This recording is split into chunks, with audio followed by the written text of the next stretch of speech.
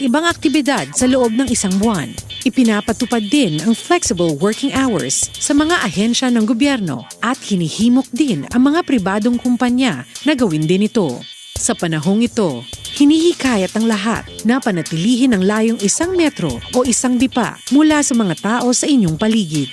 Labanan ang virus, pigilan ang pagkalat, puksain ang COVID-19. Isang paalala mula sa PCOO, DOH, KBP at ng himpilang ito. Pag maalam sa batas, hindi mahuhulog sa mga butas ng anumang relasyon. Samahan sina Attorney Mel Santamaria at Gladys Lana Lucas para sa 1 oras at kalahati na hitik sa legal na solusyon. Kahit pa sa iligal na sitwasyon. Mag-asawa, magkaibigan, mag-amo, mag-ano nga ba kayo? Laging may tamang exit sa maling entrance. Relasyon. Lunes hanggang Biyernes, alas 12:30 ng tanghali hanggang alas 2 ng hapon. Sa Radyo 5, 92.3 News FM.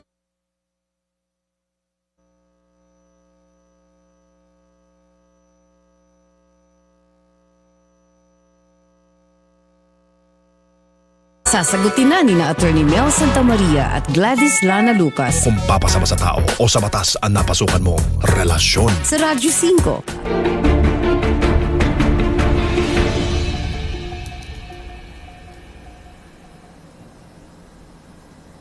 Magandang araw po sa inyong lahat. Ito po ang inyong lingkod, si Dean Mel Santamaria. Sumasa inyo muli dito sa ating programang Relasyon from 12:30 to 2 o'clock.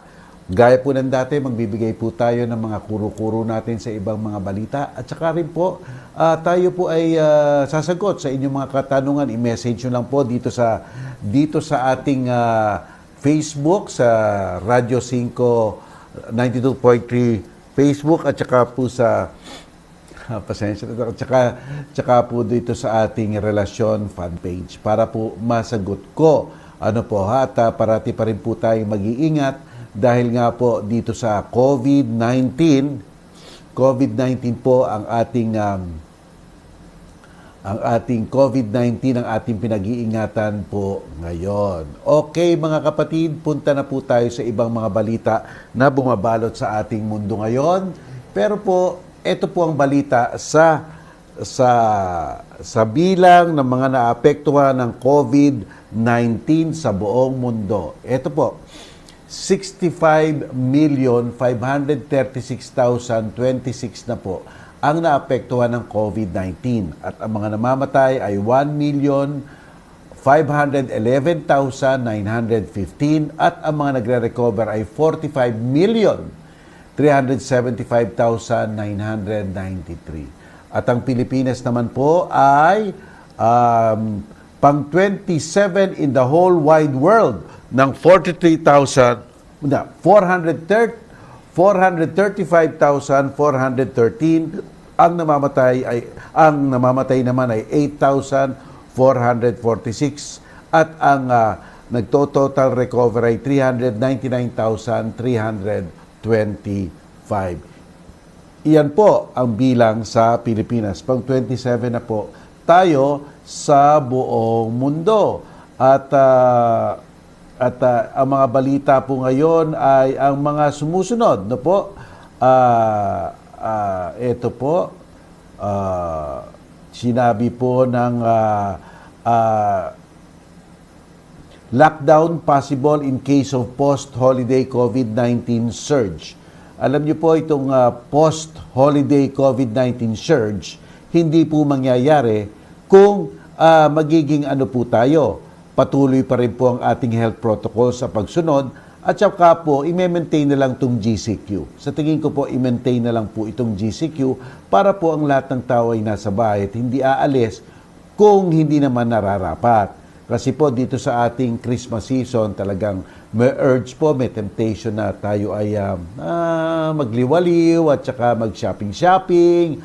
At sa pagka sa shopping-shopping na yan, madami po ang kontak-kontak, mawawala ng social distancing, physical distancing, minsan magiging pabaya at hindi masusuot ang face mask at face shield.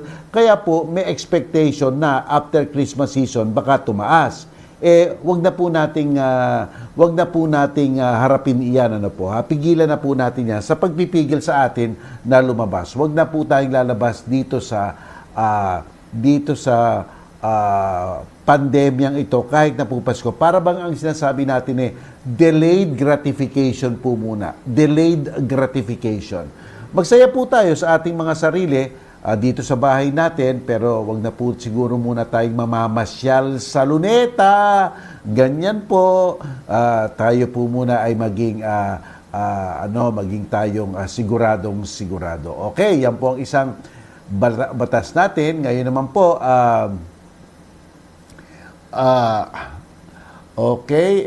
sinasabi dito ni Presidente daw, gross injustice if low-income nations have no access to COVID-19 vaccine.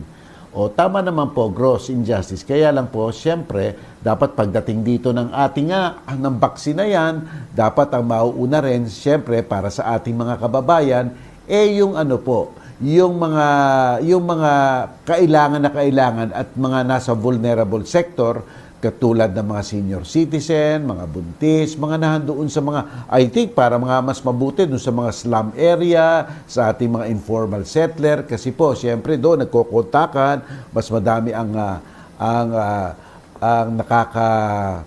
nakakaglapit-lapit, kaya po doon uunahin kung magkakaroon na po tayong vaccine, no?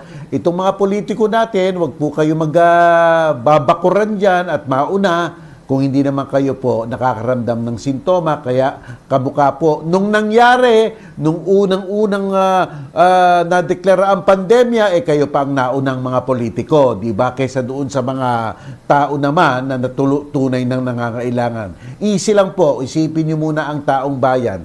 Mga politiko, mga congressman, senador, mayor, unahin niyo muna ang taong bayan bago kayo sa vaccine, kung makakakuha na tayo ng vaccine. Di ba po? Huwag na natin gawin yung kamukha ng dati. Kayo po ang nauna sa pila, ang mga bumoto sa inyo, medyo nahuli. Di ba po? Okay, mga kapatid. At isa pa po, ang dami pa pong balita dito. Ito, Moderna vaccine 94.5% effective in second breakthrough. Maganda na po yan, ha? Maayos na. Maganda na po ang prognosis dito sa vaccine na to. Kagaya po ng nasabi ko, hindi lang po ang sitwasyon makabili ng vaccine. Pagandaan po. Gumawa na po ang ating mga tauhan sa gobyerno ng pamamaraan para po ito ay ma-store ng mabuti. Ibig sabihin, kung kailangan ng mga refrigerated warehouse o clinics na malaki na talagang maaalagaan yung mga vaccine na yan, dapat gawin na ngayon pa lang.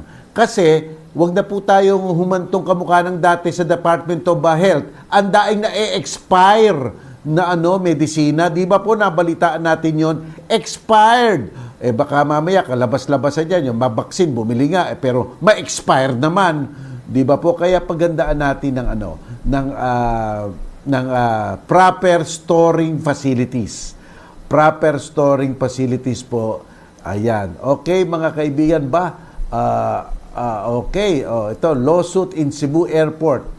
Okay, criminal raps concerning the Cebu Airport can doom the rehab of deal for the airport in Manila. Ano po ito? Ito po ba yung i-charge mga dami contractors? Sige, pag-aaralan po natin. Basta dami, kung hindi naman pwedeng mga lakal dito sa Pilipinas, mga banyaga at gumamit ng dami, sigurado namang dapat naman parusahan yan. O kaya managot. O bigyan sila ng karapatan makapagpaliwanag sa kanilang mga sarili. Di ba po? Ayan po. Okay, tingnan po natin ang ibang mga balita ngayon dito sa ating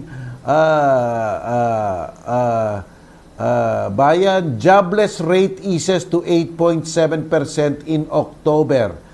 Okay. Ibig sabihin, gumaang po ang unemployment. Nakalagay po dito, unemployment decreased more in October as in October as community quarantine restrictions eased further, but the Philippine Statistics Authority noted that fewer working-age Filipinos were returning to the labor market. Ay, hindi maganda yon. Dapat po available ang ano. Siguro kaya bumaba ang hindi naghahanap ng trabaho kasi unang-una, walang makitang trabaho. Pangalawa, hindi naman makakaalis ng bahay.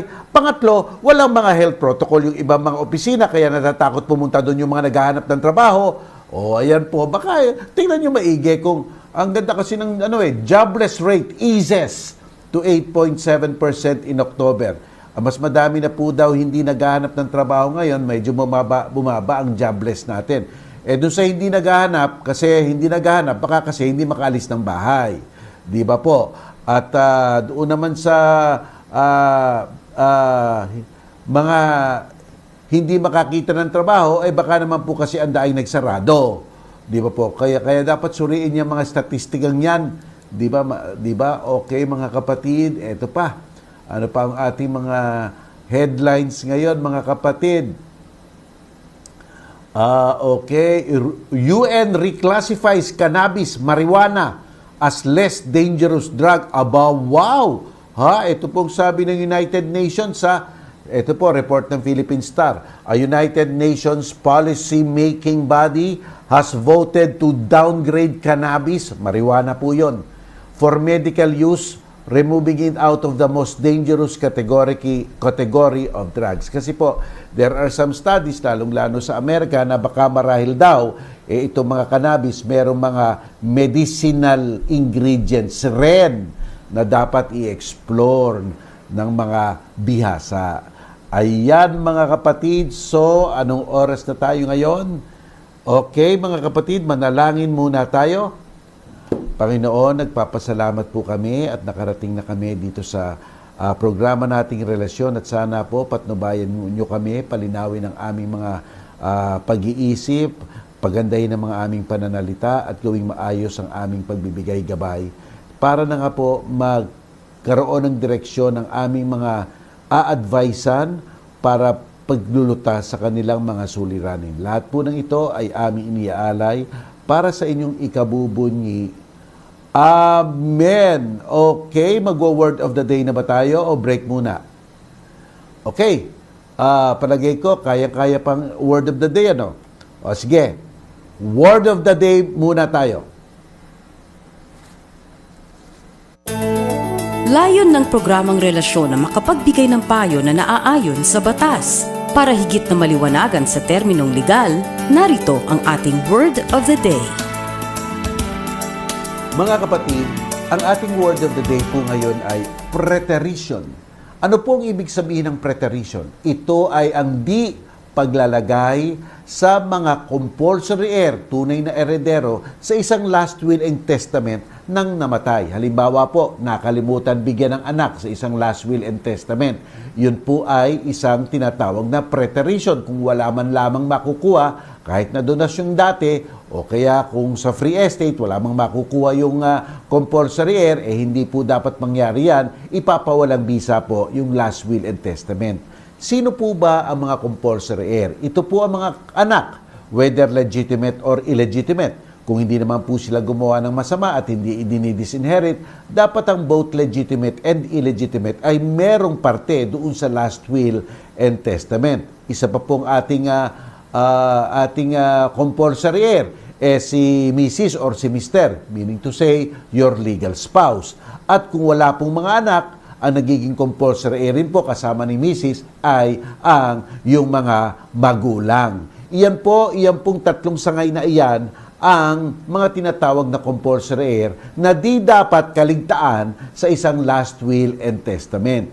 Maliban na lang po kung dinisinherit nung gumagawa ng last will, ang let's say anak niya, dahil po let's say tinangka siyang patayin, o kaya hindi siya binigyan ng suporta, o kaya po ay talagang gumawa siya ng masama doon sa gumagawa ng last will and testament. Pwede naman pong i-disinherit. Pero kung wala po, pantay-pantay naman at maayos naman ang relationship ng mga mag-ama't mag-ina, kung nakalimutan si Junior, yun po ay tinatawag na preterition at napapawalang bisa po ang isang last will and testament kung nangyari yan.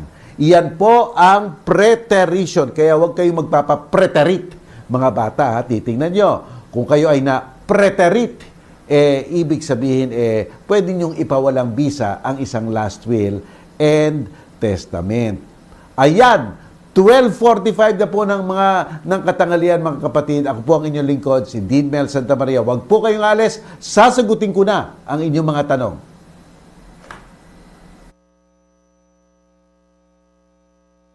Santa Maria, Santa Maria, Santa Maria!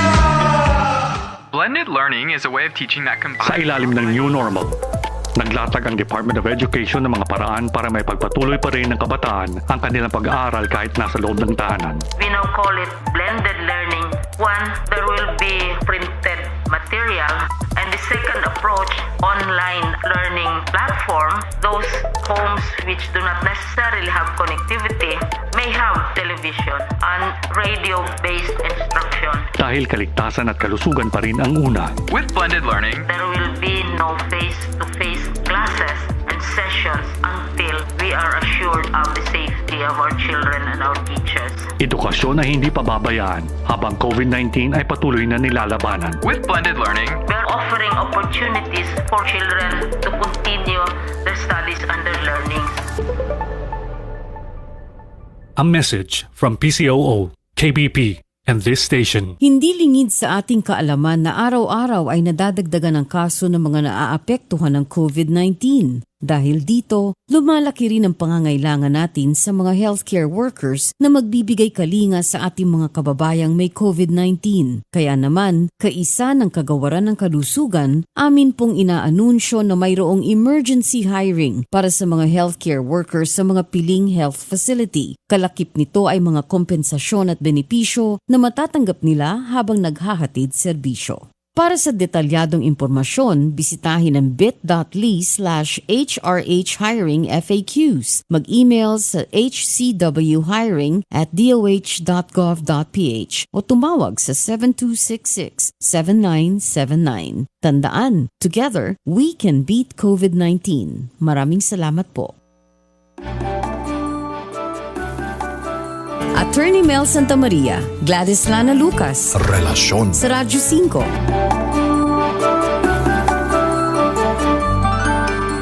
Hello mga kapatid, ito po ang inyong lingkod, si Dean Mel Santa Maria at ako po'y sumasa inyo dito sa ating Radyo 5 92.3 News FM at saka po sa ating Facebook ng Radyo 5 92.3 News FM. Nakikita po tayo sa buong mundo. Kaya po mga kababayan natin sa buong mundo, pwede po kayong magtanong sa atin. At ito na po ang Bueno Mano sa araw na ito. Okay, eto. Okay ba? O, Kuya. Ang programang ito ay bukas sa pagbibigay daan sa paglalahad ng inyong mga problemang pangrelasyon. Mangyari lamang tumawag, sumulat o kaya naman kapatid, mag-FB message na. Okay, mga kaibigan, medyo nagmamadali ako doon kasi sabik na akong sumagot ng tanong. Pero anyway, eto po mga kapatid, ha? Kuya ko kasal, pero siya matagal nang hiwalay dahil nahuli niyang asawa niya sa akto na may kasama at kahalikang lalaki. Oh, nalaman din ng kuya ko na may anak ito sa iba't ibang lalaki. Oh, kasal na po sila bago pa niya nalaman ito. Alright? 3 po yung anak ng kanyang asawa, ex-wife niya sa ibang lalaki. 9 years na po sila hiwalay. Tanong ko lang po, if pwede po ba makasuhan yung ex-wife niya? May mga sapat na ebidensya naman po, kuya ko, at ngayon po, nanggugulo siya sa kuya ko. Bakit? Anong ginugulo niya sa kuya mo? Saan ba ang mga anak nila? Okay? Okay, ganito po yan. Basta't po ang isang babaeng legal o kahit na ang isang lalaking legal na kasal ay nakiapid sa iba, isa pong pangsangga iyan sa paggigiit ng isa o nung nagkasala ng suportahan siya. Halimbawa, si A tsaka si B. Sila po mag-asawa. Si B po nakiapid, sumama sa iba. O kahit na hindi sumama po sa iba, nagluloko at nagkakaroon ng sexual infidelity. Tapos hihingi siya ng support kay A. Depensa po yun ni A.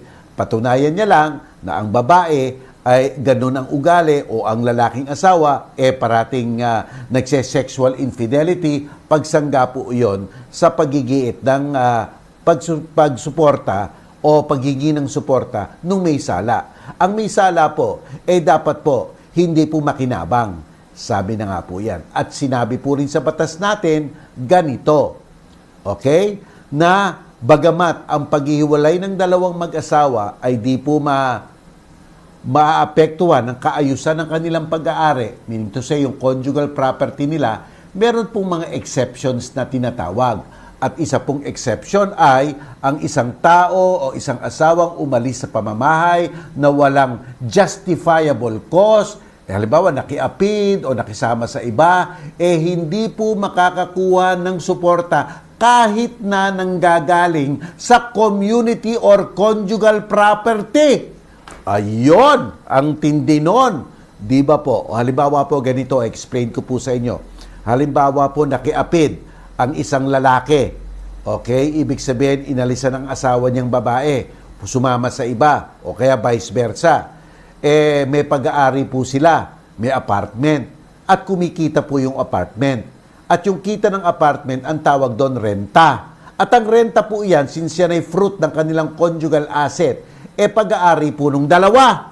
Conjugal or community property po ang renta. Ngayon, kung si B nakiapid, huhingi ngayon siya ng suporta at sasabihin niya kay A, hindi naman ako humingi sa yung suportang partikular. Hinihingi ko yung share ko sa conjugal or community property. Sabi po ng batas, kahit iyon, hindi niya makukuha sapagkat siya ay nagkasala. Ayon ang tindi.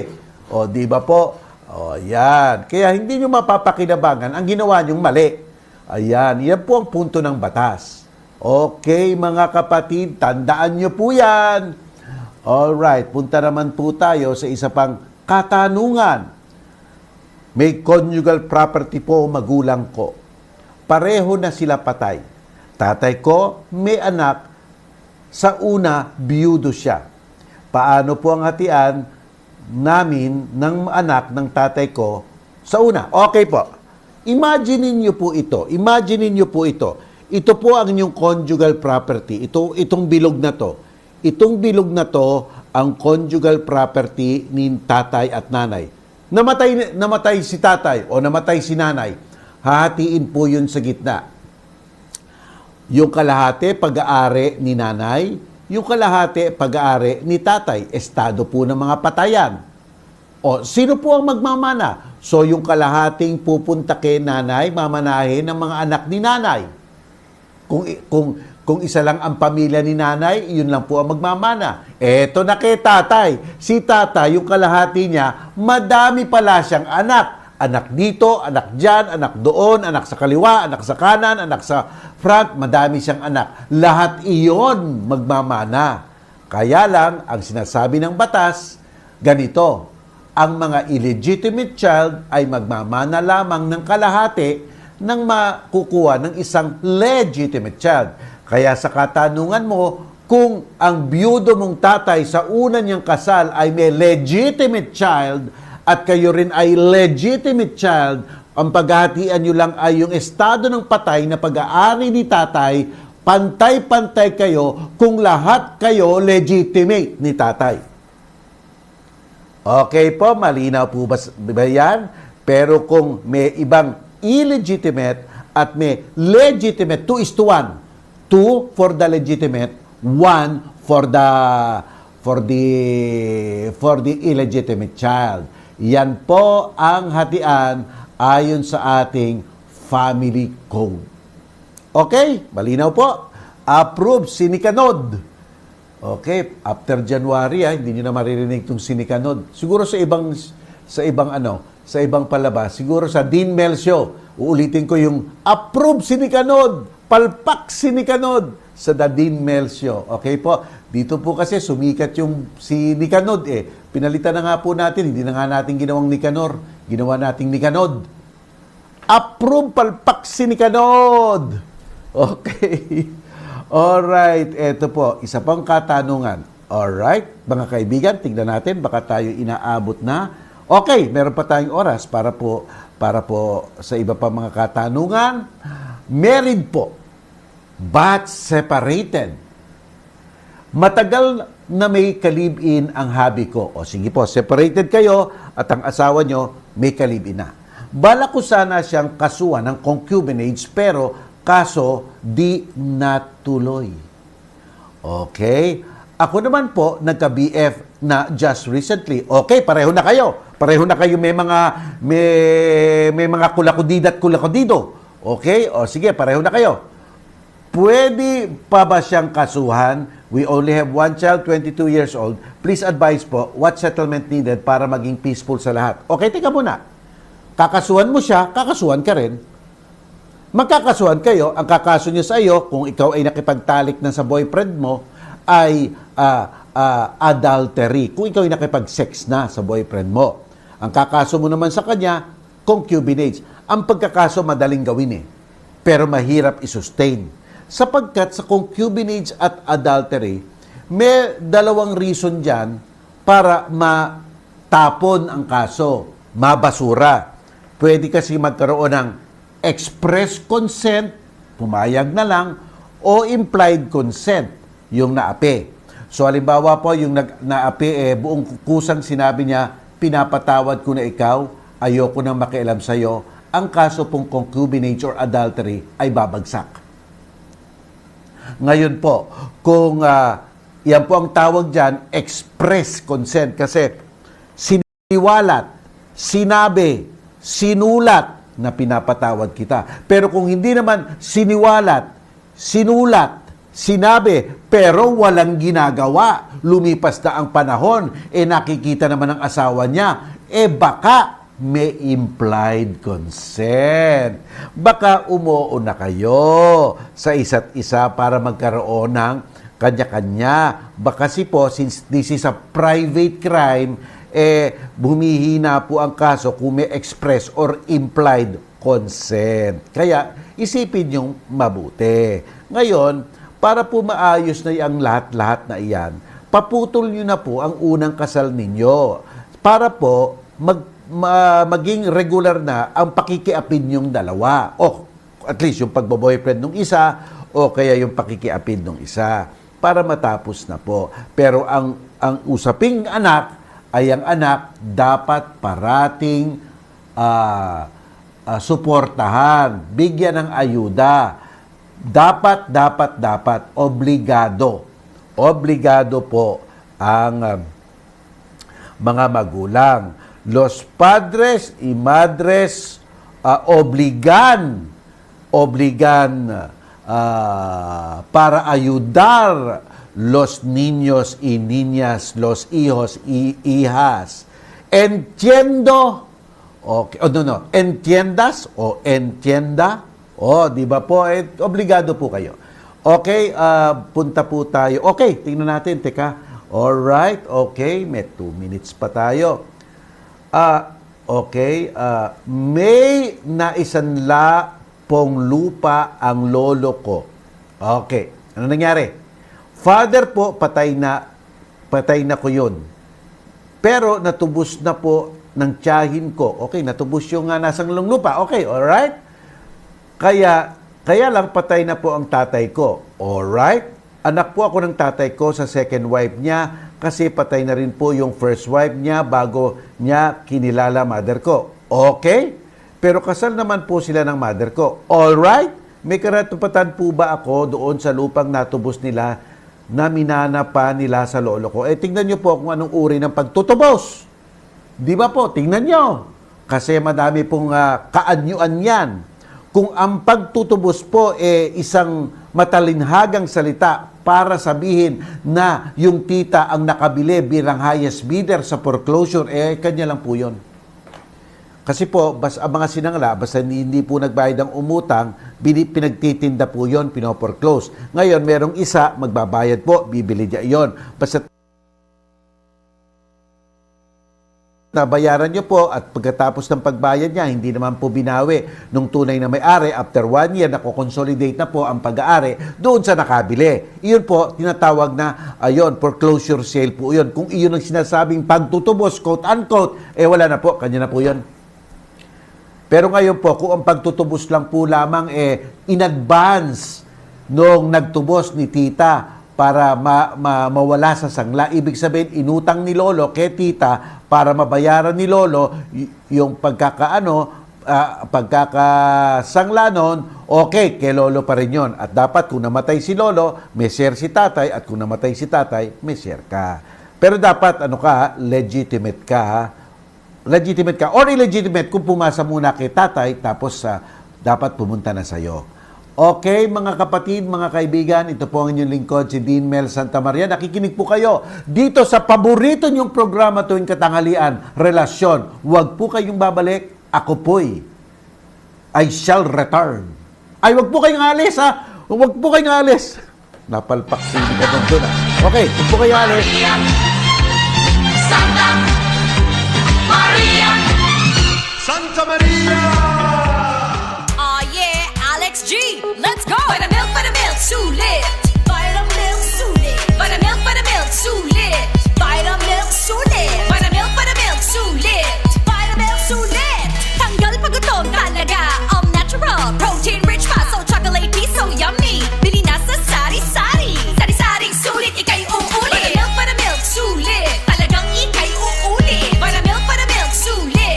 Buttermilk, sulit! Feels good! Try Vitamilk Sulit 200 ml sa sari-sari stores in original, double choco, and banana. Magkano ang sweldo ng mga healthcare worker na makakapasa sa emergency hiring sa mga piling health facility ng Kagawaran ng Kalusugan? Kukumputin ang sweldo sa ganitong paraan. Basic salary plus 20% premium, bawas tax. Ito ay base sa salary grade at bilang ng araw na naka-duty. Ang iba pang mga benepisyo ay kukwentahin naman base sa mga probisyon ng Bayanihan to Heal as One Act o Republic Act No. 11469 at mga kaugnay na mga patnubay na ilalabas ng Department of Budget and Management. Ang mga detalye ng sweldo at iba pang benepisyo na nakasaad sa ilalim ng RA 11469 ay ilalagay sa kontrata. Para sa detalyadong impormasyon, bisitahin ang bit.ly/HRHHiringFAQs. Mag-email sa hcwhiring@doh.gov.ph o tumawag sa 7266-7979. Tandaan, together, we can beat COVID-19. Maraming salamat po.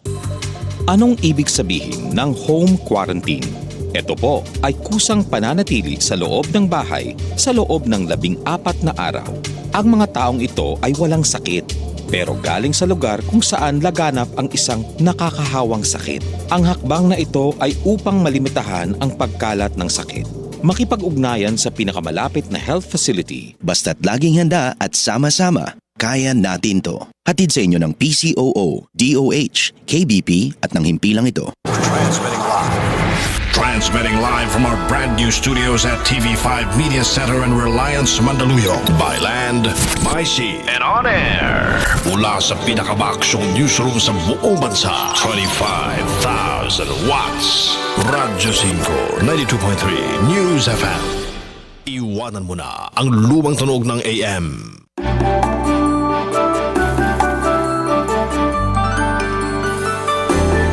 Kasintahan, boss sa trabaho o boss ng puso mo? Relasyon. Sa Radyo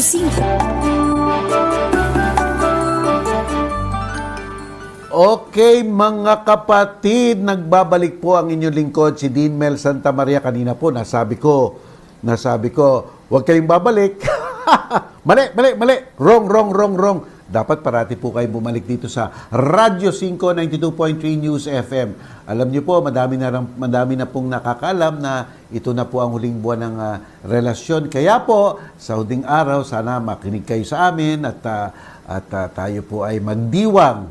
Everything is for a reason, kaya po, nothing to worry about. Alright, mga kaibigan, tuloy-tuloy na po ang ating pagsasagot sa inyong mga katanungan. Nakabili kami ng property sa bandang Bagbag, Novaliches, Quezon City. Natapos na po ang bayaran at pirmahan ng bawat side. O tapos na, o ano pang hinihintay? At kasalukuyan po pinaprocess na yung title. Alright, okay, pero ano nangyari? Pero yung susi po na po, binili namin ng bahay ay hindi na maibibigay ng pinagbilihan po namin kasi po, doon na po nakatira yung pinsan niya. Ay, yung binili nyo, may tumira ng iba. Okay, humingi na po ng palugit sa amin ng 7 araw hanggang sa ngayon po ay nagmamatigas ng hindi na umalis. Ano po kaya dapat gawin? Meron po ba kami dapat gawin or ifa-file para mapaalis ang pinsan niyang yon? O po siyempre ejectment. Ang tawag po doon unlawful detainer. Siguro pinahintulutan siya muna nung dating may-ari. O parang legal. Tapos po naging illegal sapagkat ayaw niyo na kayo ng bagong may-ari eh. At saka nangako sa inyong aalis, 7 araw, hindi naman tinutupad. So, iyon po. Unlawful detainer po ang tawag dyan sa kasong yan at finapile po iyan sa Municipal Trial Court. Hindi na po yan. Hindi na po matagal-matagal lang nakukuha ang resulta niyan kasi po natuto na ang korte. Nung araw po talagang siyam-siyam ang pagpapaalis pero ngayon po okay na. Ginawa na pong summary proceedings. Kaya kailangan nyo po ng abogado dyan sapagkat nga po may mga legal technical requirements dyan. Pero yun po ang kaso. Yun ang kaso. Kung nakatira kayo sa same place, same barangay, ibabarangay nyo muna po yan. Pero kaya sa barangay, baka naman magkaayusan na yan, umalis na sila. Kaya yan po ang gagawin nyo. Huwag nyo kakalimutan, do not put the hands into your own hands. No? Huwag nyo hakutin ng mga gamit yan, itatapon sa kalye. No? Wala namang utos ang korte. Huwag nyo gagawin yan. Kasi yan po ay masama po yun. Ang tawag po doon, abuse of right. Kayo na ang nasa poder, kayo na ang nasa advantage. Baka gawin nyo pang disadvantage. Huwag, do not put the law into your own hands. Okay po, mga kapatid, kaibigan, approve, sinikanon. Ano po ba dapat gawin ng may-ari nitong apartment namin? Na-delay lang po ang bayad ko ng upa sa bahay, pinutol po ang tubig namin ng deep well po. Pwede po ba ireklamo? Ang hirap naman walang tubig. 7 po kami lahat sa bahay, 3 araw na po kami walang tubig. Opo naman, huwag naman ganon. Huwag naman puputulan ng tubig sapagkat lifeline niya ng mga tao. Tubig pa, ang kuryente po. Ang kuryente, patayin yung kuryente, pwede ka magkandila. Pero ang tubig po, kung wala, wala. Kaya po, ireklamo nyo po. O kaya po, isanggunin nyo na sa barangay nyo para magkausapan na po kayo ng lesor. Teka muna po, magbayad rin naman po kayo. Baka naman po ang tagal-tagal nang hindi nyo nagbabayad, kawawa naman po si lesor. Di ba po? Kawawa naman po. Let us be fair. If you want fairness, be fair also. Basta kung kailangan nyo po ng katarungan, maging makatarungan rin po kayo. Di ba po? Kung takda ng oras na pagbabayad ng inyong upa, bayaran nyo naman po. Tapos kung kayo ay naaargabyado, kayo ang mag-aangal. Pero yung kabila, karapatan ring umangal. Pero hindi nila pwedeng putol-putulin na lang ang tubig nyo. Bawal po yon. Alam nyo, magkakasundo kayo dyan, magkaayusan kayo sa bayaran, at baka pahintulutan pa kayong manatili dyan. Matagal pa. Kasi alam nyo, ang mga may-ari ng apartment, karapatan nila magpaalis po. Lalong-lalo na kung kayo ay nasa ilalim ng rental control law. Kung 3 buwan hindi kayo nakakapagbayad, pwede na. O, di ba po? At saka sinabi rin ng batas, kung kinakailangan na ng pamilya ng may-ari at tapos ng kontrata, pwede na rin. Di ba po? Ngayon, kung maganda ang relationship nyo sa isa't isa, baka hindi magiging panganib ang pagpananatili nyo dyan sapagkat kayo maayos ang pakikisama ninyo. Alam nyo po, lahat ng bagay tumatagal kung maganda ang pagsasamahan. Ano po, if you want to be fair, if you want them to be fair to you, also be fair to them. Mali lang po yung ginawa nilang pagputol ng tubig kaagad-agad. Pero also, hindi po yan excuse. Be fair to them also. Maging ano po kayo, maayos rin kayo sa pakikitungo nyo sa mga lesor ninyo. Okay, mga kapatid, alright, let's move on. Tungkol sa extrajudicial settlement of estate. Okay? Ano po nangyari? Nagkakasundo po ang mga magkakapatid na ang naiwang lupa 250 square meters ng kanilang mga magulang ay isali na lamang po sa isang kapatid nila na lalaki na may dala ng apelyido ng kanilang ama upang sa gayon ito'y manatili sa apelyido ng pamilya bilang pagpapahalaga sa naiwan nilang mga magulang. Ano po bang dapat gawin? Ito po ba ay gusto nyo na talagang ibigay doon sa isang kapatid na iyon? Talagang gusto nyo ibigay nyo na. Talagang iyon, sa kanya na yan. Hindi na kayo makikialam. Pagkatapos ng pirmahan, hindi na kayo makikialam. Gusto nyo po ba talaga iyon? Ang gagawin po, extrajudicial settlement with waiver of rights. O apat po kayo. Lahat po kayo mga anak. Lahat po kayo mga tagapagbana. Kayo po ay pipirma sa isang extrajudicial settlement with waiver of rights. Si A, si B, si C, sasabihin po nila, aming sinasawalang alang-alang na ang makukuha namin at ibibigay na namin kay D. Waiver. Pagkatapos po nun, pirmahan, bigay sa Register of Deeds, tuloy-tuloy na po yun, titituluhan na po para kay D yun, wala na kayong pakialam. Okay? Baka mamaya-maya mo nyo, pumirma kayo dyan ng waiver, pagkatapos in the future, oy, pengi naman dyan, mali yung waiver ko, ganyan, intindihin nyo po ang inyong pipirmahan. Kung ayaw nyo, co-ownership na lang kayong dalawa, or something like that. Pero kung gusto nyo i-waiver, tandaan nyo lang po ang konsekwensya kung kusang loob, walang pamimilit, ayos na ayos, base sa pagmamahal, o base sa isang napakagandang layunin, ibinigay nyo na lang kay kapatid na B. O, basta't natapos po yan, tapos na yon, kanya na po yan. Hindi na kayo makakahabol, ha? Yun ang consequence nun. Okay, sana maintindihan nyo lang, ha? Okay, approve, sinikanod. Kinasuhan po ng anak ko ang kanyang asawa sa kasong 9262. Violence Against Women and Children. Umakyat na po sa fiscal office ang kaso. Okay? Nagkaroon ng hanggang 3 patawag na hindi kailanman dinaluhan ng respondent. Alright? Na-dismiss ang kaso dahil sa kawalan ng ebidensya. Andayin naman po namin ebidensya.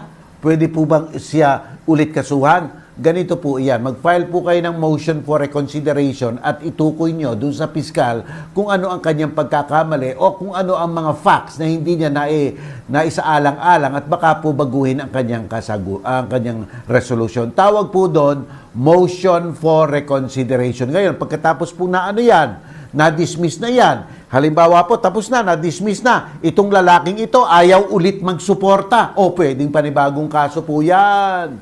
Pwedeng panibagong kaso po yan. Bawat maling galaw ng lalaki sa 9262 ay maaari pong panibagong kaso. Alright? Approve?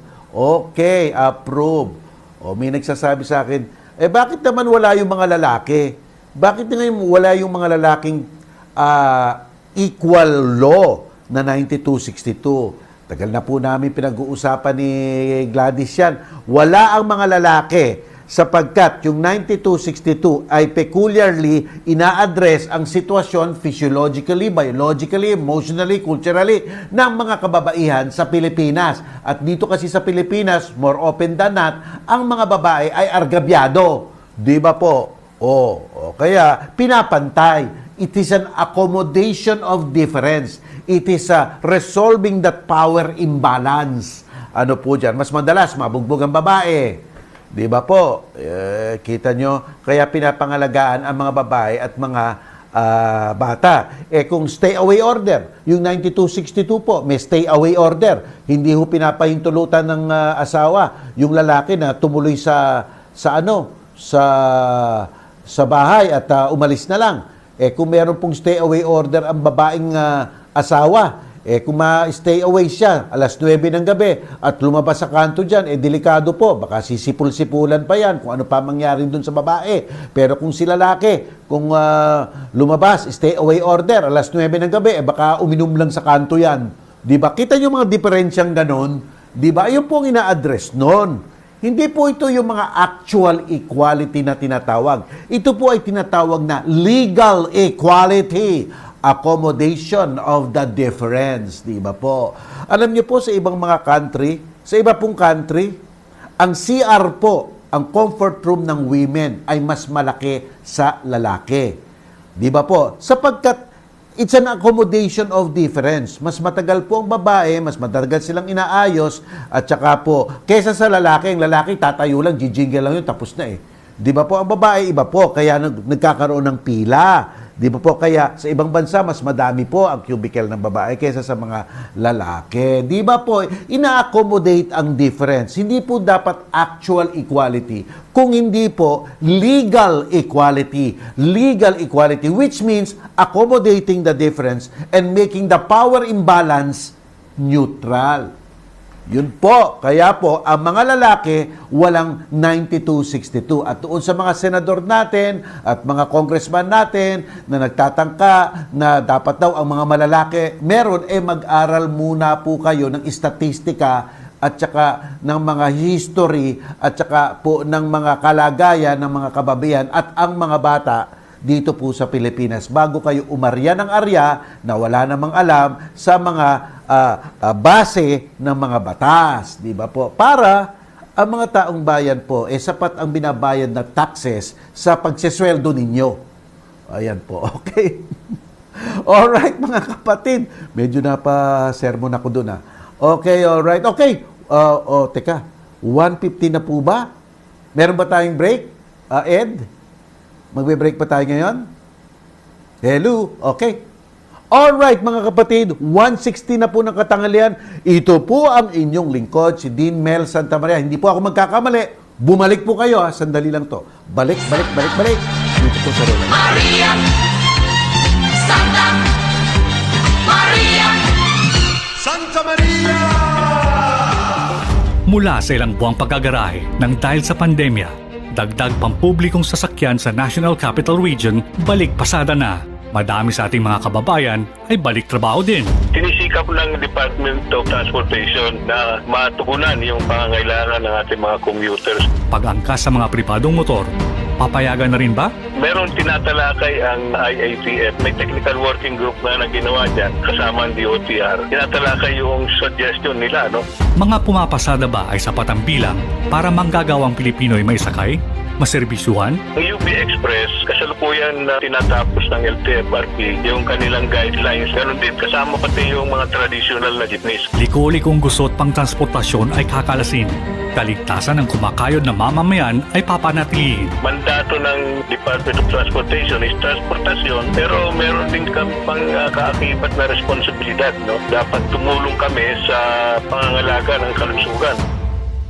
Isang public service announcement mula sa PCOO, DOTR, KPP at nangipilang ito. Bago ka umubo, takpan ang ilong at bibig gamit ang braso o tissue. Itapon ang ginamit na tissue sa basurahan at ugaliing maghugas ng kamay pagkatapos umubo o bumahing. Basta't laging handa at sama-sama, kaya natin to. Hatid sa inyo ng PCOO, DOH, KBP at ng himpilang ito.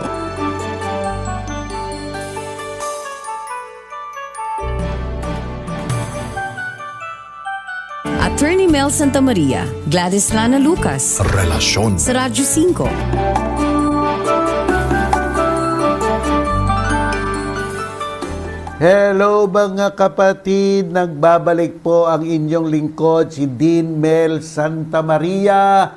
Tuloy po ang pagsagot natin sa inyong mga question. Question numero 9. Question numero 9. Pregunta numero 9. Ano po ba dapat gawin? Kasi po, nag-away po kami ng live-in partner ko. Tapos, sinampal niya po ako, tinadyakan, at pinagsasabihan na masasakit na salita. Tapos, kita pa talaga ng anak namin. Pinapalayas niya din po ako. May sarili na po kaming bahay. Di po kami kasal. O teka muna, babae ka ba? Kung babae ka, pakulong mo na yan. 9262.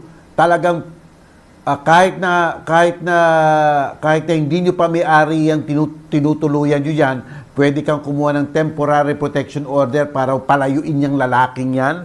Pwede siyang panagutin sa suporta habang malayo. At saka, kung siya ay talagang nagmamatigas, pakulong mo na ang lalaking nananampal, ang lalaking nananadyak, ang lalaking nananakit, ang lalaking naninigaw, ang lalaking nagpapalayas sa isang babae sa kanilang tahanan ay palpak at saka dapat makulong. Pero be smart sapagkat baka mawala naman siya ng trabaho. Kaya pwede mo siyang kasuhan ng suporta, huwag siyang lalapit sa iyo, magbigay ng suporta, at eto pa, kung ma-detect mo na kung sino ang nagpapatrabaho sa kanya, pwedeng utusan ang nagpapatrabaho sa kanya na ihiwalay na ang porsyon ng sahod niya para yung porsyon na yon diretso na sa inyo, sa anak nyo, diretso na. Hindi na kayo paluhod-luhod doon, parang nagmamakaawa sa kanyang humihingi ng suporta. Wala na yan. Yun po ang gagawin sa inyo ng korte. Ang tawag po doon, temporary protection order. Yan po ang pwede niyong gawin sapagkat yung mga lalaking ganyan, ay nako, sobra naman po. Sobra naman. Nananadyak, ng sasalpak, ng bumura, nagpapalayas. Ano po yan? Berdugo po yung nakasama nyo yan. Baka kailangan umalis na kayo, maghiwalay na talaga kayo. Total, hindi naman kayo kasal eh. Di po kami kasal. Mabuti na lang, hindi kayo kasal. Di ba? Panagutin mo na lang ng suporta. Yan ang pinakamagandang gawin mo. At, ikorte mo na sapagkat kung hindi ka susuportahan at ang anak mo hindi susuportahan, tuloy yan sa kulungan. Ang tawag dyan, contempt of court. Di ba? Okay. That's the law. Okay, eto po, isa pa. Paano po kung na-terminate due to insubordination at gross negligence? May separation po ba? Wala! Wala kang separation pay kasi palpak ang ginawa mo. Insubordination na at saka negligence pa. Yung empleyado kasi nagbabakasyon pero hindi na po sumusunod sa quarantine protocols. Naku po! Doon pumupunta pa doon, hindi pa sumusunod sa kautusan. Nagbibigay pa ng panganib. Bigyan niyo lang po ng due process, pagpapaliwanag ninyo kung bakit niya ginagawa yung kapalpakan niya. Di ba po? Pabihira yan. Sabi nga po ng Korte Suprema, basta't ang empleyado ay may negative attitude. May negative attitude po. May attitude.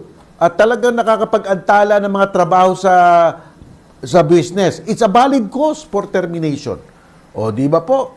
Ito, insubordination. Ibig po ng insubordination, hindi sumusunod. Ang ibig sabihin po ng gross negligence, sukdulang kapabayan. Ay nako, ano pa po? Talaga, due process lang po. Pwedeng ba alis yan? Okay mga kapatid, tuloy po tayo sa ating mga kasagutan. Pwede pa po ako kasuhan ng dati ko, siguro pwede. Pwede pa po ba akong kasuhan ng dati kong asawa dahil ng asawa na ako at siya po ang unang nagloko at nakadalawan na siya ng ka-live-in. Kasal po kami. Okay, teka. Okay.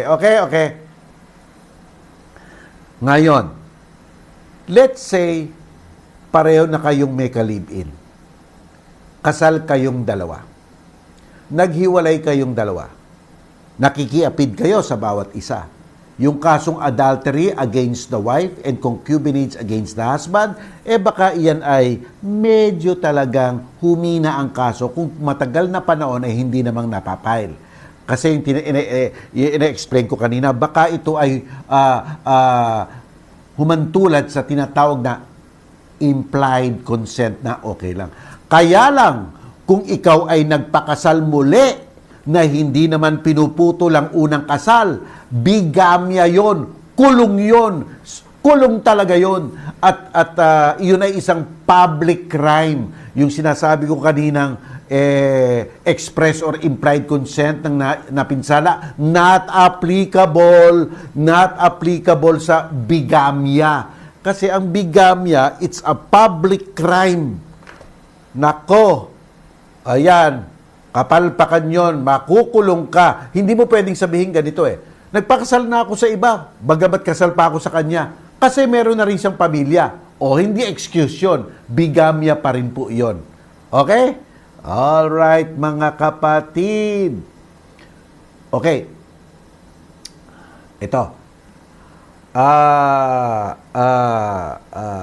Pregunta numero 12. Nanalo na ako sa NLRC tapos nabayaran na din po ako. Umapila, okay. Natapos na to, nabasa ko na ito noon pa. Okay, ipagpatuloy yung kaso. Okay. Ito, sige, babasahin ko na lang po. Nanalo po ako sa NLRC, tapos nabayaran na din ako. Umapila po yung kalaban ko sa Court of Appeals. Malaki po ba tsansa na panigan yung desisyon ng arbiter ng NLRC na dismiss apela nila kasi yung appeal bond nila hindi sapat pero ipagpatuloy yung kaso nila sa NLRC. Depende po yan sa ebidensya at mga argumentos ninyo. Di ba po? Ang kaso po, yan, depende po. So, anak po ako ng pangalawang pamilya.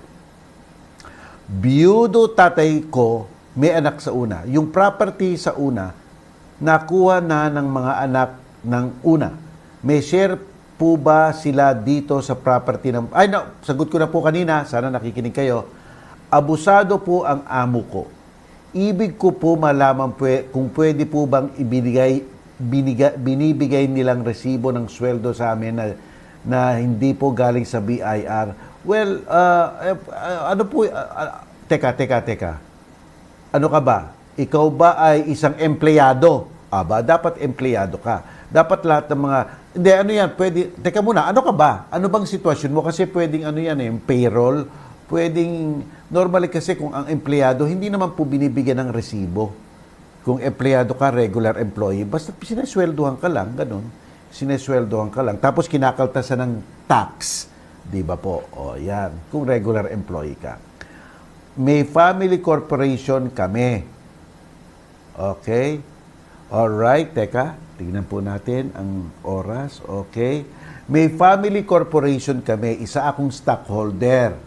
Nagkaroon kami ng transaksyon sa DPWH public domain at binayaran ang company. Okay. Mga kapatid ko lang ang naghati-hati, nagreklamo ako. Teka. Bandang huli, pinapirma nila ako ng deed of sale na ibinebenta ko, share ko sa kanila at binabayaran ako ng halaga na maliit lang kung ikumpara sa value ng lupa na nasa company na dapat ay share ko. Pwede ko po ba mahabol yung proceeds na dapat share ko? Ang lupa ng mga magulang namin nilipat sa company. Teka muna po, ganito po. Masalimuot po ito. Number one po, walang napipilit sa bentahan. Diba po? Kasi po ang bentahan po, kontrata ng dalawang panig. Kung ang isang panig ayaw, hindi po matutuloy yan. Kung ayaw niya. Hindi po pwedeng mapilit ng kabila. Hoy, benta mo na. Sige na, benta mo na. Ayaw mong benta. Wala pong ganon. Kung ayaw po ng kabilang panig na ibenta ang kanyang mga shares, di wala mabebenta, tapos period, the end. Okay po, yan lang tandaan nyo dyan. Number 2, sinabi nyo dito, hindi ko po alam na ang tututunay na nangyari dito. Sinabi nyo, ang DPWH po, binayaran ang company. Mga kapatid ko lang ang naghati-hati. Teka muna po, ang pera ng kumpanya ay hindi pera ng shareholders. Ang shareholders nakakakuha lang ng dividendo normally sa the end of the year, parang profit. Pero may wall po ang shareholder po at ang kumpanya. Ang pag-aari po ng shareholder ay hindi pag-aari ng kumpanya. Ang pag-aari po ng kumpanya ay hindi pag-aari ng shareholder. May great wall po dyan. Iyon po ang tinatawag na separate and distinct personality. Hindi po. Kaya po, ano po ang karapatan ng mga kakapatid mo na kunin yung sa kumpanyang pag-aari? Iyan ang tanong mo. Wala dito sa fax me. Pero yun ang pwede mong mga itanong sa kanila. Okay? Alright. Ito po ba? Ang lupa po magulang namin nilipat sa company. Di dapat, anong paglilipat ang ginawa? Ito po ba ay tax-free exchange naging stockholder ba ang mga magulang mo? Hindi po natin alam. Wala po sa facts ninyo. Kasi po may mga transaksyon na tax-free exchange na imbis ang mga tao bumili ng shares of stock, ang ibinibigay po nila ay mga in-kind, kamukha po kalupaan, tapos ginagawang paid up nila doon sa kapital ng kumpanya. Mga tax-free exchange po ang tawag doon. Hindi po illegal yon kung sinundan po ang alituntunin ng SEC at BIR. So dapat malaman mo kung paano yung pagpapalipat ng pangalan sa kumpanya. O baka binili po ng kumpanya sa mga tatay nyo. Hindi po alam. Wala po nakalagay dyan sa inyong mga facts. Alright, tuloy na po tayo sa iba pang mga katanungan. Mga kapatid, naku, 1:30 na po, eksakto, impunto si Decanod. Ako po si Dean Mel Santa Maria. Huwag po kayong aalis. Tayo po'y magbe-break muna. Sandali lang po ito. Balik po ako. Santa Maria, Santa Maria, Santa Maria. Ang Radyo 5 News Update ay hatid sa inyo ng Jen Kapitan. Kayang-kaya mo yan. Radyo 5, 92.3 News FM News Update.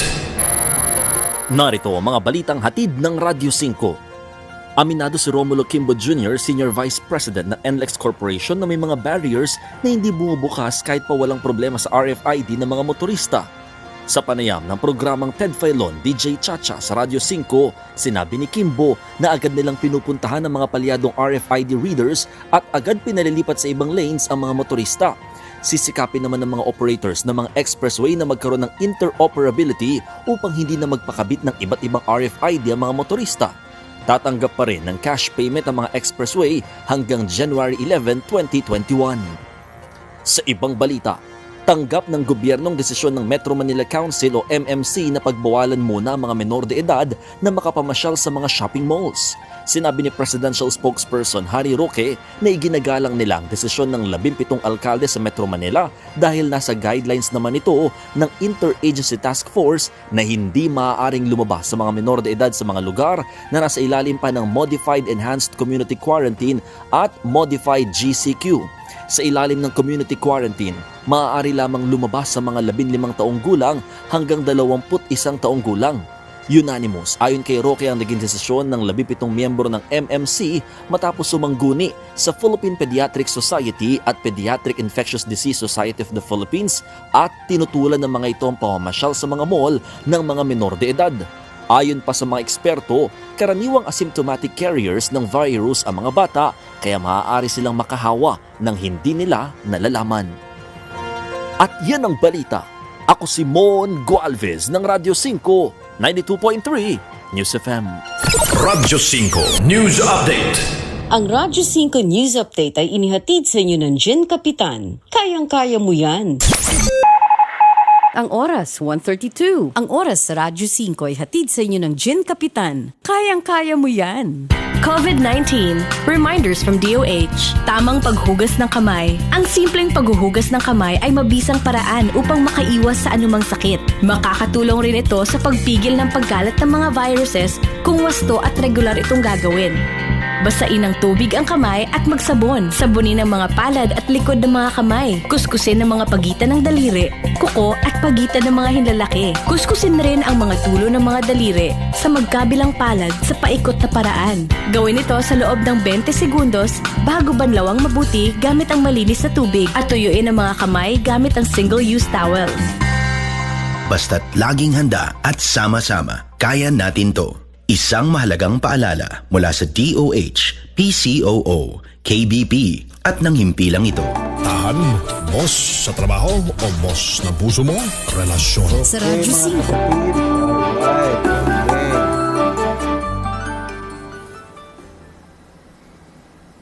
5. Okay. Ito na po ang susunod na katanungan natin. 41 years na po sa trabaho, 61 years old na po sa ngayon, pinagre-resign na siya ng anak niya. May makukuha po ba siya sa kumpanya kung magre-resign po siya? Kung wala pong ibibigay ang kumpanya, may habol po ba? Ano po dapat gawin? Well, alam niyo po, normally po, ang resignation po, walang makukuha. Kasi nag-resign kayo, ayaw niyo na sa kumpanya. Pero alam niyo po, 61 years old ng inyong kung regular at regular at rank and file siya, pwede siya mag-retire at meron po siya sanang makukuha basta po regular and rank and file po. Huwag siya magre-resign. Kung regular and rank and file, baka po wala siyang makuha. Isa po ako manggagawa ng isang furniture shop sa amin dito sa Pangasinan. Kontratahan ang work copper item. So kontratahan, sige, baka independent contractor ka. Now, sa hindi sinasadya, ako po ay nadisgrasya while on duty sa work. Obligado po ba lahat ng ginastos ng amo ko sa pag-hospital ko ay babayaran ko rin in return kahit na contract worker lang ako at hindi monthly salary? Obligado po ba lahat ng ginastos ng amo ko sa pang-hospital ko ay babayaran ko rin in return kahit na contract worker lang ako at hindi monthly ang salary? Okay po, okay. Ano po to? Complicated po ito. Kung independent contractor po kayo at pinapagamit lang ang isang lugar para magtrabaho kayo, pero yung pagdidisgrasya po ay hindi naman while on duty, hindi naman sa kapabayaan ng inyong employer, baka po kargado nyo po iyan. Kasi po normally po sa mga independent contractor po, unless na may kapabayaan ng employer nyo sa mga gadget na binigay sa inyo, baka po wala silang pananagutan. Sabihin ko lang po sa inyo ganito ha. Halimbawa po sa TV5, halimbawa lang po, ako po isang independent contractor, katulad nyo na pinapaupo lang dito sa isang tabi at ako po ang sabi lang sa akin, attorney, 1.5 hours ka, magbigay ka lang ng advice. Pero hindi po sinasabi sa akin ng TV5 o Radyo 5 kung ano talaga ang mga steps na gagawin ko, papaano kong bibigay, papaano kong ibibigkas, papaano kong i-relay. Wala pong ganon. Ako na po ang bahala. Basta't ma-accomplish ko lang po yung objective ko. Tawag ko po sa akin, independent contractor. Wala po silang hawak sa akin, hindi po sila nag-ESS sa akin, walang pag-ibig. Kasi hindi po nila kargado yon. Kasi po, independent contractor po ako. Di ba po? Kaya kung ako po ay nadisgrasya dito habang ako ay nagtatrabaho, di ba po, kung hindi naman iuugat sa kanilang kapabayaan sa TV5, hindi ko po sila masisingil. Di ba po? Kaya lang po, kung ako po ay nakaharap po ako sa camera, itong camera, may kapabayaan na ginawa sa camera, hindi po na-adjust o kaya po hindi po nakukumpuni, delikado na, biglang sumabog sa harapan ko. O yun po, baka pwede silang managot doon. Kasi po, may kapabayaan sila sa hindi pag-iingat sa kanilang camera. Pero kung wala naman po, wala talaga. So maselang po yung maselang po yan. Dapat malaman nyo kung kayo independent contractor or oo. Kasi po kung regular naman kayo at rank and file, regular at rank and file, normally po, meron kayong SSS. At ang SSS po ang siyang mananagot sa mga kapinsalaan ninyo at normally po dapat pong minsan ina-advance ng nagpapatrabaho para yung nagpapatrabaho sa inyo makakubra sa SSS, di ba po? Ayan. O tingnan niyo po kung nasaan kayo ha. Okay. Ito na isa pang katanungan. What settlement pwede sa status namin? Married, okay? But may ka-live-in na hubby ko while may BF ako, okay? What is my right as a legal wife? May mga anak kami of legal age living with me, okay? Karapatan po ng mga anak na masuporta ng asawa nyo, ng mga magulang, wala pong problema doon. Dapat ginigiit lang po iyon. Ngayon po, kung kayo po ay over 1 year at separated na,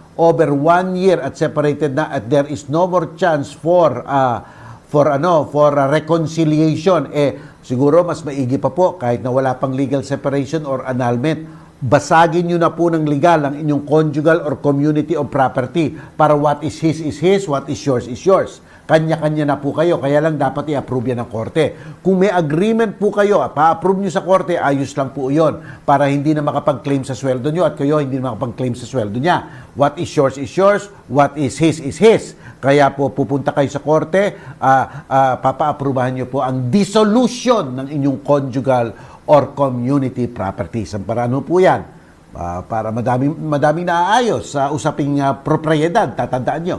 Okay, all right. Pero dapat may court approval.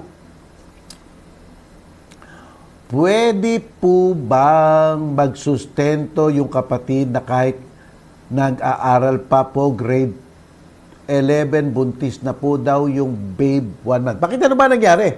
Pwede na po bang magsustento yung kapatid ko kahit nag-aaral pa po, grade 11, buntis na po daw yung babae 1 month? Then pwede po ba kaming mag-apila niyan kasi nang ba-blackmail po yung babae pag hindi siya panagutan o asawahin ng kapatid ko, hindi na siya hihinga o magpapakamatay daw siya. Natatakot po ang kapatid ko pero ayaw niya pong makipag-asawa dun sa babae. Wala pong napipilit sa kasalan. Wala po. Kung ayaw niyo magpakasal, huwag kayo magpakasal. Kaya lang po, mas mabuti nito, kausapin niyo po yung mga magulang ng babae para po magabayan rin yung babae ng kanilang mga magulang para mabigyan ng psychologist o psychiatrist, di ba po? Kausapin niyo ang mga magulang para po magabayan yung babaeng yon o yung pamilya nun, gabayan rin at bigyan ng support group ang babae. Kasi po, masakit ang nangyari sa mga nagkatalik, at tapos nagkahiwalay, masakit rin po yun. Masakit rin po yun. Aminin na natin, masakit rin po yun. At buntis pa po. Di ba po? Pananagutan po ng lalaki kahit na nasa loob pa yung bata. Pananagutan niya po yan. Dapat susuportahan niya ng bitamina, lahat ng pagkain, pagsusustansya, yung batang iyon para po maisilang ng babae. Basta't hindi po ginagawa yun ng lalaki, pwede pong kasuhan yan at mapakulong pa.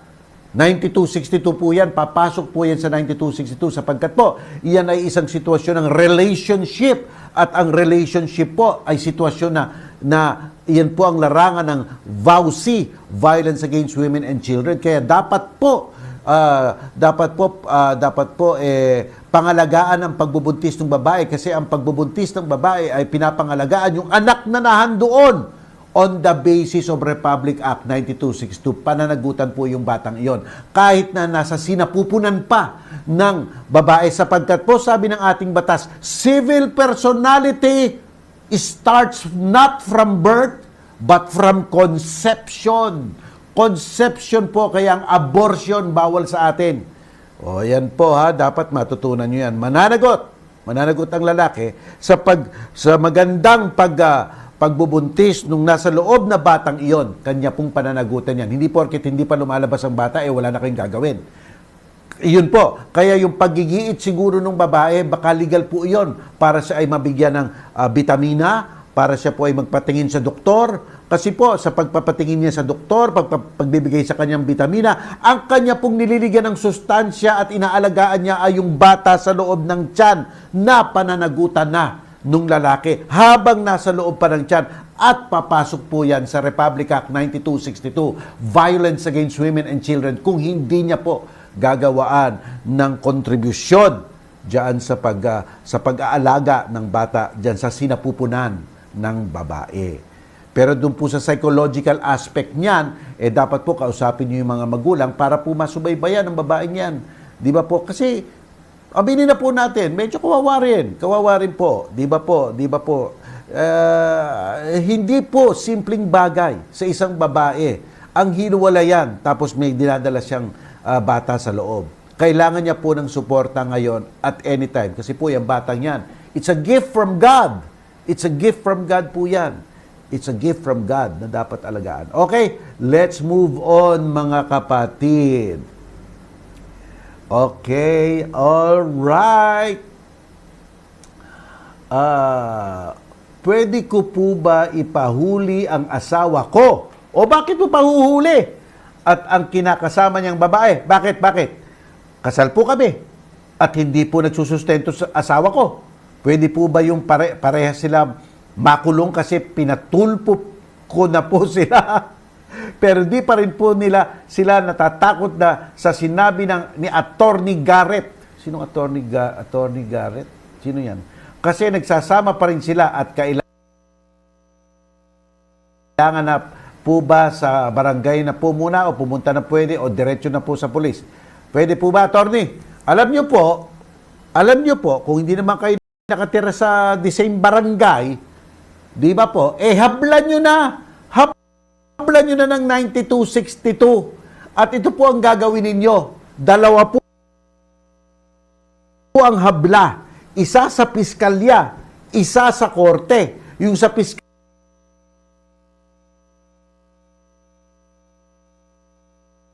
yon pagkukulong po yon. Doon po sa korte, yun po yung civil aspect. Diyan po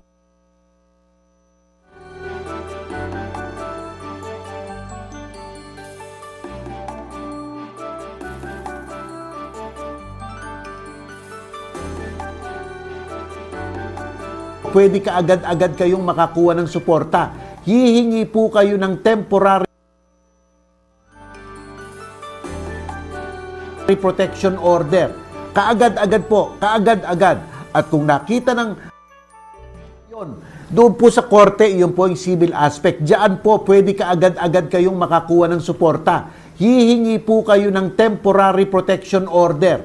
Kaagad-agad po, kaagad-agad. At kung nakita ng korte na asawa nga kayo, hindi nga kayo sinusustentuhan, may trabaho naman po yung lalaking yon, bibigyan po kayo ng sustento sa anytime after the filing of the suit. Hindi na po hintayin mag-decision pa. Para po kahit na i-delay nila ang kaso, nakakakuha na po kayo ng sustento. At ang sustento po, hindi po permanente. Kung nagbabago na po ang mga halaga ng bilihin, pwede nyo pong paakyat yung sustentong yan. Kaya kung siya ay inaantala niya sa korte, okay na rin. Kasi maaari kayong pumunta sa korte kahit kailan sapagkat may nakabinbin para paakyatin o pataasin ang suporta sa inyo. Alam niyo po, kung sino man yan sumulat sa atin, sometimes you have to be smart. No, most of the time, you have to be smart. Huwag niyo na pong iyakan yung lalaking yan. Wala na yan. Hingan nyo na lang ng suporta ninyo at dapat po consistent yan. At kung hindi ko, sinabi ko nga po kanina, pwede nyo nga pong ipautos pa sa korte na hatiin na ang sweldo niya para yung nauukol sa inyong suporta, maibigay na. Madami po kayong magagawa. Gawin nyo lang po, punta lang po kayo sa korte, under 9262. Okay mga kapatid, tayo po ay mag-relax. Huwag po kayo nga alis. Babalik po ang inyong lingkod, si Dean Mel Santa Maria. Okay. Santa Maria, Santa Maria, Santa Maria. Para sa mga individual na interesadong mag-apply sa programa ng kagawaran ng kalusugan na emergency hiring ng mga healthcare worker sa mga piling health facility, ang mga kailangan pong ihanda at ipasa ay ang sumusunod. Pinaka-updated na personal data sheet kasama ang work experience sheet, kopya ng active PRC license kung nararapat, at kopya ng diploma o transcript of records. May posibilidad din na ang bawat health facility ay manghingi ng karagdagang mga dokumento. Para sa detalyadong impormasyon, bisitahin ang bit.ly/HRHhiringFAQs. Mag-email sa hcwhiring@doh.gov.ph o tumawag sa 7266-7979. Tandaan, together, we can beat COVID-19. Maraming salamat po. Relasyon Sa Radyo 5.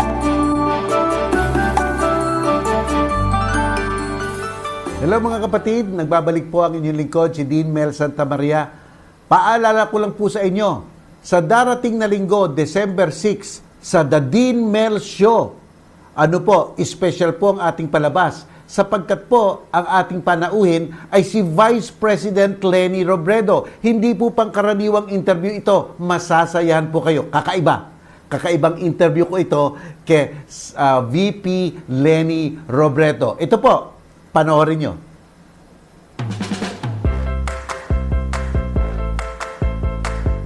Dapat inimbita natin ang si VP. Bakit hindi nyo inimbita? At least you tried. Kung hindi siya pumayag, at least you tried. Pagpinira namang stop yan. Ano ba to?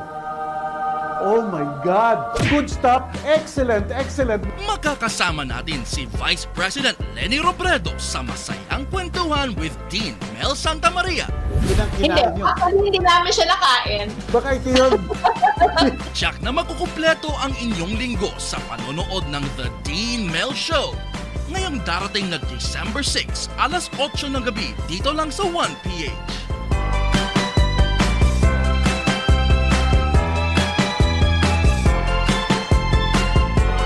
Ayan po mga kapatid, The Dean Mel Show, alas 6 po ang ating panauhin si Vice President Leni Robredo. Kakaibang interview to, maaliw po kayo. Huwag niyong kakalimutan, umpisahan niyo sa 1PH Signal Cable Channel 1 at saka po sa YouTube at Facebook channel ng 1PH. Sa ano po, Channel 1 po, tayo ang sumusunod na programa kay Rated Corina, ano po, kay Miss Corina Sanchez Rojas, doon 7 to 8 po siya, 8 to 9 po ako sa linggo, December 6. Naku, matutuwa po kayo. Matutuwa po talaga kayo. Ibang klase pong, ibang klaseng interview. Alam niyo naman po, si Dean Mel Santamaria, hindi ako always serious, di ba po? Tayo po ay masaya rin at full of sense of humor. Okay, mga kapatid, at isa pa po sa aking Attorney Mel Santamaria, YouTube channel, huwag niyo pong kakalimutang bumisita doon po sapagkat nga po diyan po sa Attorney Mel YouTube channel makikita niyo po ang ilang mga maliliit na video kung nag-a-advise sa inyo sa pagpuputol ng kasal, pagpapile ng kaso ng under bawsi, sa paghihingi ng suporta, sa mga usaping renta, sa mga usaping prenda, lahat po, baka makita nyo na ang kasagutan ng mga katanungan nyo doon sa mga maliliit na video ko. At doon po, makikita nyo rin po ang aking mga interview sa iba't ibang mga personalidad at reaksyon sa mga manganganta natin na napakagaling. Pero, yan po ay nasa Attorney Mel Santamaria YouTube channel, Interview with Dean Mel. At mag-like rin po kayo doon sa akin Facebook, Dean Mel Official, like po. Doon naman sa YouTube channel ko. Subscribe lang para dumain na po ang ating mga komunidad. At every 8 o'clock in the evening, Monday, Tuesday, Wednesday, Thursday, Friday, ako po ay lumalabas sa YouTube lang at saka sa Facebook, doon po sa Interview with Dean Mel. Pero sa linggo, yun po ang pinaka-importante, huwag niyong kakalimutan, The Dean Mel Show, 6 o'clock, si Vice President Leni Robredo kayo po ay imbis na problema ang isipin, masarap pa pag-usapan yung pangkaraniwang buhay ng isang mataas na opisyal. Di ba po? Okay. At matutuwa po kayo at maaliw kayo. Subaybayan nyo. Okay, mga kapatid, yan na po ang aking commercial ngayon. At babatiin ko lang po yung ating mga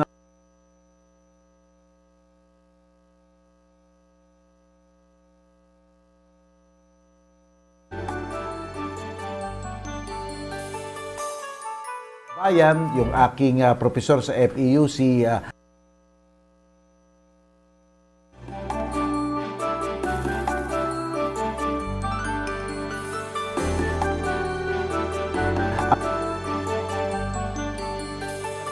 suki rin po siya natin dito sa ating relasyon at saka sa aking kaibigan, na mayor ng Switzerland of the Philippines, si Mayor Jerry Treñas ng Iloilo City. Happy birthday rin po sapagkat iyang Iloilo City nyo ay napakalinis talaga. Mga kababayan, hindi po ako nagbibiro. Puntahan yung Iloilo City, wala pong katumbas yan. It's pristinely clean. Okay po, at babatiin ko rin po ang aking kaibigan, kaklase sa Ateneo Biology, si Rosemary Kang Leon.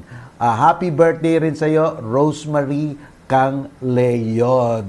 Si Pinch, yan po, one of my best and good friends nung nag-aaral po ako sa Ateneo Loyola. At doon po sa mga Atenista, bukas po may alumni grand alumni homecoming sa Ateneo, December 5, online lang po. At doon sa aking mga estudyante sa FEU Institute of Law at sa mga mag-aaral sa FEU Institute of Law, mag-aral kayong mabuti. It's exam week. Aral ng mabuti.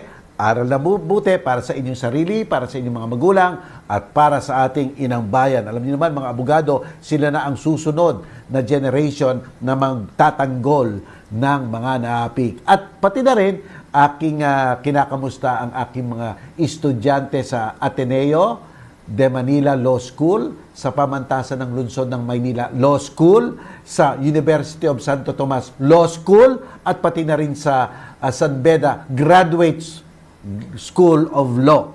Ayan po. Diyan po ako nagtuturo ngayon. Kaya medyo busy po ako. Pero alam niyo ang isang advantage ng online, pag pindot nyo from Rockwell, nasa Espanya na kayo. Pag pindot nyo po from Espanya, nasa Mindiola na kayo. Isang pindot lang from Mindiola, nasa Intramuros na kayo. At balik na naman sa FEU, Makati.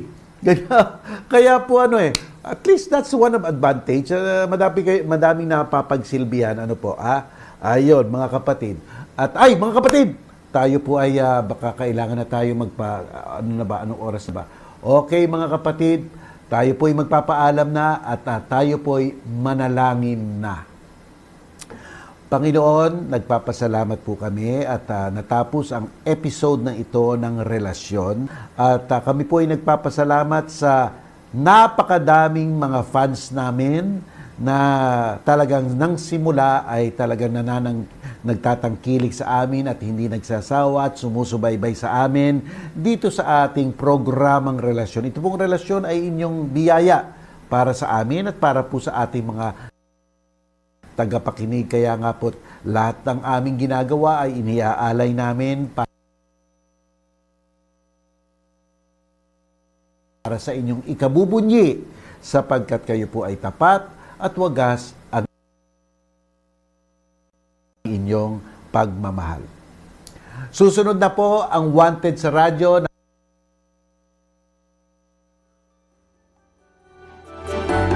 Ang ating kapatid na si Rafi Tulfo. Subaybayan niyo po at sa ngalan po ni Gladys Lana Lucas, ako po si Dean Mel Santa Maria, nagpapaalam po. Happy weekend to all and see you on Monday. Bye-bye. Tama ba? Okay, bye-bye.